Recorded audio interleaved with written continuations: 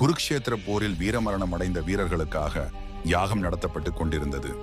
கிருஷ்ணர் வருகை தந்ததும் யாகத்தின் முதல் பாகம் யாருக்கு என கேட்டார். குலத்தின் தோன்றலுக்கு காரணமான பீஷ்மரின் பேரில்தான் என்றார் தர்மன். வீரமரணம் அடைந்தவர்க்காக நடத்தும் யாகத்தில் முதல் பாகம் சகுனியின் பேரில் அல்லவா இருக்க வேண்டும் என்று கிருஷ்ணர் சொன்னவுடன் பாண்டவர்கள் அதிர்ந்தனர்.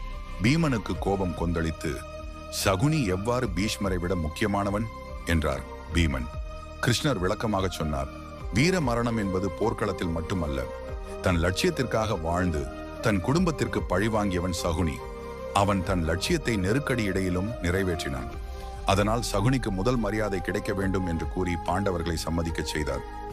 யாகம் முடிந்த பின் சகாதேவன் கிருஷ்ணரிடம், சகுனிக்காக ஏன் இவ்வளவு ஆதரவாக இருப்பதற்கு காரணம் என்ன என்று கேட்டார். கிருஷ்ணர் மெல்ல சிரித்து, சகுனி எப்போதும் என்னையே நினைத்து வாழ்ந்தவன். பக்தியாக இல்லாவிட்டாலும் அவன் மனதில் நான் இருந்தேன். அதனால் அவனும் என் பக்தன். அவனுக்கு இந்த மரியாதை கிடைக்க வைத்தேன் என்றார்.